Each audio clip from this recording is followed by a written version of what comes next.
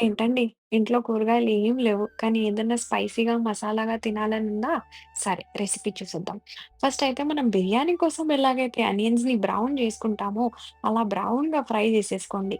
చేసేసుకున్న తర్వాత ఒక మిక్సీ జార్‌లో 2 టేబుల్ స్పూన్స్ పెరుగు, ఇంకా మనం ఇప్పుడే ఫ్రై చేసి పెట్టుకున్న అనియన్స్ వేసి, కొద్దిగా వాటర్ పోసి మిక్సీ పట్టేయండి. ఆ తర్వాత అదే ఆయిల్‌లో జీలకర్ర వేయండి, కరివేపాకు వేయండి, 3 పచ్చిమిర్చీలు వేయండి. ఆ తర్వాత మనం ఇప్పుడే గ్రైండ్ చేసి పెట్టుకున్న పేస్ట్ వేసి కలపండి. ఆ తర్వాత నేనైతే 2 టొమాటోస్ యూజ్ చేశాను. మీరు గ్రేవీకి తగ్గట్టుగా యూజ్ చేయండి. ఆ టొమాటో ప్యూరీ వేసి, ఒక్క చెంచా అల్లం వెల్లుల్లి పేస్ట్ వేసి బాగా కలపండి. పొటాటో విషయానికొస్తే నేనైతే అల్లం వెల్లుల్లి పేస్ట్, ఉప్పు, కారం, పసుపు వేసి దీన్ని ముందే మ్యారినేట్ చేసి పెట్టుకున్నాను. ఆ మధ్య నేను గ్రైండింగ్ ప్రాసెస్ మొత్తం చేసేసుకున్నాననమాట.